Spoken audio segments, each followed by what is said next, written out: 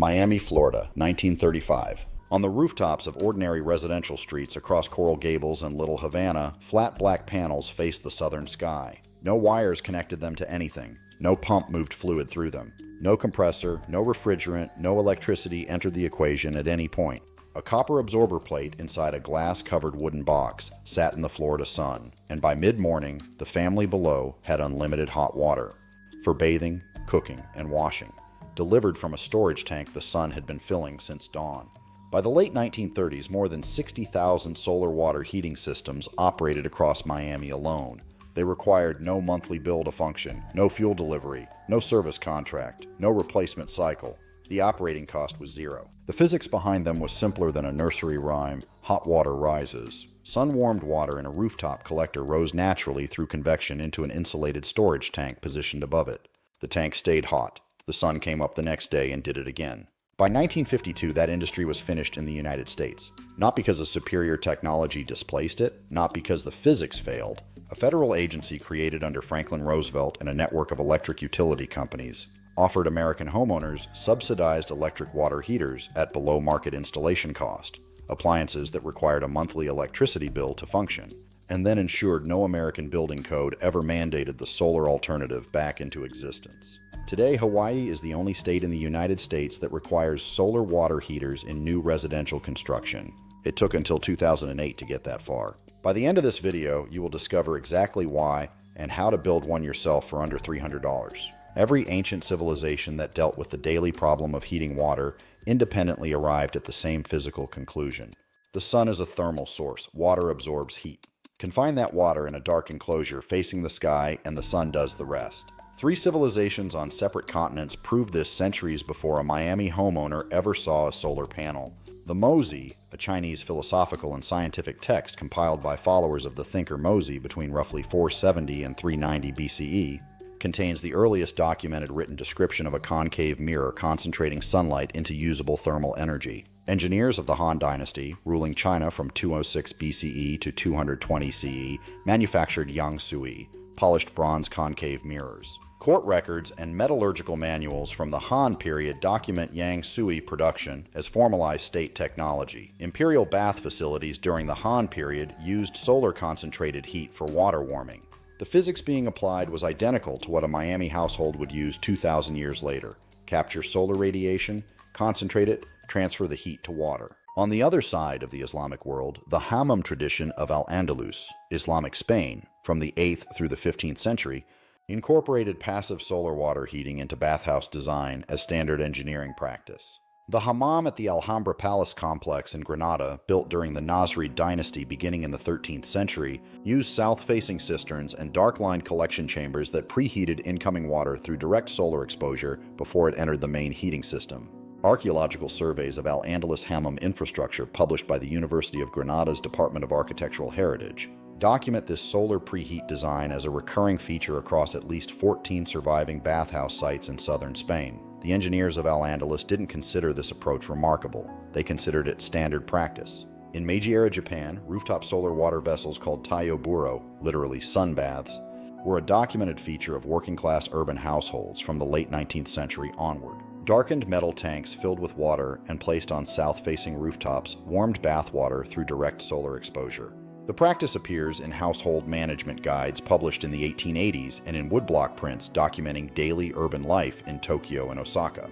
When Clarence Kemp of Baltimore, Maryland filed U.S. Patent 451384 on April 7, 1891, registering his Climax solar water heater, a blackened metal tank inside a glass-covered wooden box, he wasn't inventing a concept. He was formalizing for the American market a principle that Han Chinese engineers, Andalusian architects, and Japanese households had each arrived at independently across 2,000 years. Kemp's Climax retailed for $25. It had no moving parts. It required no fuel. It sold 1,600 units in its first decade. In 1909, a Pasadena engineer named William J. Bailey separated Kemp's combined collector tank design into 2 components: a flat collector on the roof feeding an insulated storage tank inside the house. Bailey called it the day and night. It was the thermo-siphon design still in use today. Different centuries, different materials, different continents, identical physics. Modern building science calls this the thermo-siphon solar water heater. passive movement of water through a circuit driven by temperature differential alone. No pump required. No electricity required. The physics are inescapable. Water heated in a solar collector becomes less dense than the cooler water in the storage tank positioned above it. The lighter hot water rises. The cooler water descends into the collector to replace it. The circuit runs continuously as long as the sun shines, driving water through the loop without a single mechanical component. Nothing moves, nothing wears out. A standard residential flat plate collector measuring 4 by 10 feet, 40 square feet of absorber area, produces between 75 and 100 gallons of hot water per day in a location receiving 5 peak sun hours.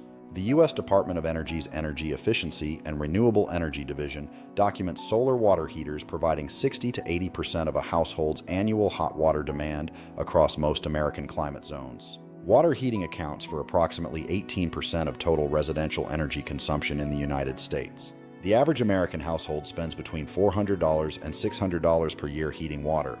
A properly built thermosiphon eliminates the majority of that figure from day one. The system lasts 25 to 40 years. A standard electric water heater lasts 10 to 15 years before requiring replacement. The performance numbers are not theoretical. Israel mandated solar water heaters in all new residential buildings under its energy regulations in 1980. Today, 85% of Israeli households heat water using solar collectors, the highest penetration rate of any country on Earth. Cyprus has exceeded 90% residential adoption. Austria, Germany, and Greece have mass deployment across climates no warmer than the American Mid-Atlantic and Northeast. The National Renewable Energy Laboratory in Golden, Colorado published analysis documenting that a 2-person household in Miami installing a thermosiphon system recovers installation costs within 3 to 4 years and achieves net savings of $8,000 to $12,000 over a 30-year service life compared to a conventional electric water heater. The science isn't uncertain, the performance data isn't disputed. The technology functions identically across 6 continents at this moment, in homes from Tel Aviv to Vienna to Brisbane. So why is there not a solar water panel on every new American home? The answer has nothing to do with the sun. It has everything to do with who gets paid when you heat your water. The United States residential water heater market was valued at $5.2 billion in 2024. A.O. Smith Corporation, the largest water heater manufacturer in North America, reported revenues of $3.8 billion that same year. Rheem Manufacturing, Bradford White, Rinnai, each generates significant annual revenue from a product with one unavoidable characteristic. It fails. The average electric water heater requires full replacement between 10 and 15 years of operation, triggering a new purchase from the same manufacturers. The electric utility then bills the household $400 to $600 per year for the electricity to run it. That cycle, replacement every 12 years plus monthly utility revenue, generates predictable recurring income for 2 separate industries simultaneously. A thermosiphon solar water heater, correctly built, runs for 30 to 40 years with no electricity consumed for water heating. 1 construction event, no replacement cycle, no monthly bill for the function it performs, 0 recurring revenue for either party.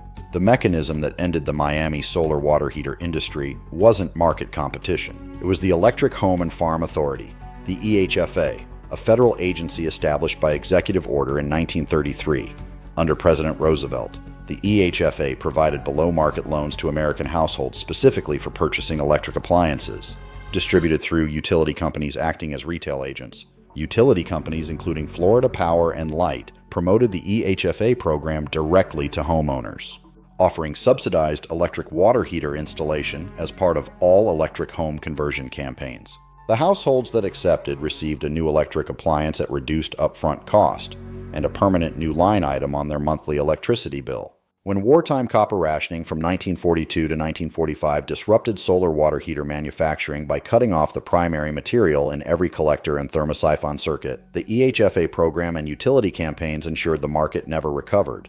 By cutting off the primary material in every collector and thermosiphon circuit, the EHFA program and utility campaigns ensured the market never recovered. Solar water heater manufacturers in Miami, which had numbered in the dozens by 1940, had largely ceased operations by 1952. Not one federal program was created to rebuild that industry. The EHFA had no provision for zero operating cost technology. There was no commission in a system that didn't generate a monthly bill. Today, the International Residential Code contains no prescriptive requirement for solar water heaters in new construction. ASHRAE Standard 93, which governs testing methods for solar thermal collectors, is entirely voluntary. Hawaii passed Act 204 in 2008, becoming the only state in America to mandate solar water heaters in new single-family residential construction. That law came into effect 67 years after the EHFA began dismantling the industry that had already solved the problem. But you do not need anyone's permission to understand the physics. Here is exactly how to build one yourself. Before you source a single component, 3 pieces of information determine everything that follows. First, your climate zone and freeze risk. Thermosiphon systems circulate water directly through the outdoor collector. In climates where overnight temperatures drop below 32 degrees Fahrenheit more than a handful of times per year, a direct thermosiphon system requires freeze protection, either a drainback design or an indirect glycol loop. If you're in Florida, Southern California, Hawaii, or coastal Texas, a direct system is straightforward. If you're in the Mid-Atlantic, Midwest, or Northeast, choose a drainback or indirect configuration from the beginning, not as a modification later. Second, your roof orientation. The collector must face true south, not magnetic south, which differs by up to 20 degrees depending on your location. Use a Solar Pathfinder app or a sun angle calculator referenced to your geographic coordinates to verify before mounting anything. Third, your roof structural load capacity. A water-filled flat plate collector measuring 4 by 10 feet weighs approximately 120 to 150 pounds when full. Verify your roof framing carries that load before a single bracket goes up. For the collector, use a flat plate design, a copper absorber plate painted with flat black high-temperature paint, or a selective coating rated above 95% solar absorbance inside an insulated aluminum or wooden frame. Cover the absorber with a single pane of tempered low-iron glass, minimum 3/16-inch thickness. Low-iron glass transmits approximately 91% of incident solar radiation. Standard window glass transmits 86% and introduces measurable compounding performance loss across a 30-year service life. Do not substitute polycarbonate sheeting. Polycarbonate yellows under UV exposure within 5 to 7 years and degrades thermal output progressively with no external warning sign until the loss becomes significant. Tilt the collector at your geographic latitude plus 10 to 15 degrees. This angle optimizes year-round collection by accounting for the lower winter sun arc. Deviation of more than 15 degrees from this target reduces annual yield measurably. The storage tank must sit a minimum of 12 inches above the top of the collector. This height differential is what drives thermosiphon circulation. Reduce that vertical separation, and the system stagnates on low radiation days. Use an 80-gallon tank for a standard 4-person household.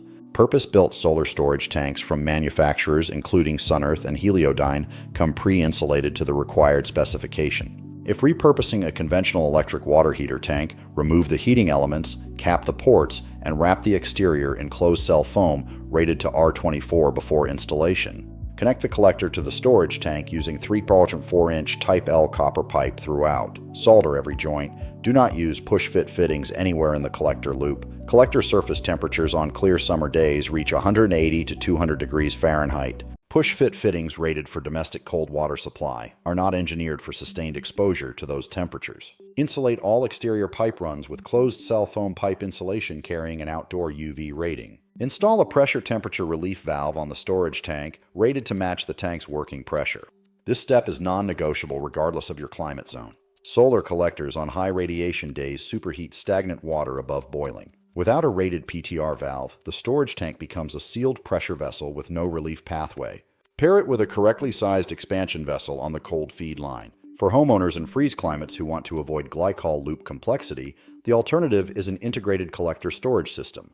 A single insulated tank mounted on the roof that serves as both collector and storage simultaneously. An ICS batch heater eliminates the rooftop to interior pipe run entirely, installs under standard plumbing codes in every state, and delivers 70 to 80% of the thermal performance of a full thermosiphon system with a fraction of the installation complexity. A basic ICS unit builds for under $200 in materials. Build the thermosiphon correctly, and you'll heat water for your household for the next 35 years at zero operating cost. When the grid fails during a summer storm, as it did for 4.5 million Florida households during Hurricane Ian in September 2022, a conventional electric water heater goes cold within hours and stays cold until utility power is restored. A thermosiphon solar water heater on the same street produces hot water at noon the following day. The sun doesn't file for grid restoration. It doesn't send a bill. The thermosiphon has no control board to fail, no anode rod to deplete on a 6-year schedule, no heating element to burn out at year 11. Clarence Kemp solved residential hot water in Baltimore in 1891 with a copper plate, a pane of glass, and a wooden box. Miami proved it worked at city scale by 1935. William Bailey's thermosiphon design from 1909 is the same thermosiphon design heating water in 85% of Israeli homes right now. The physics of hot water rising haven't changed since the Han Dynasty. The sun is still rising over your roof every morning. The thermosiphon is still waiting. Now you know not just why this was killed in 1941, but exactly how to build it yourself. Subscribe if you loved this guide and watch the next video appearing on your screen right now.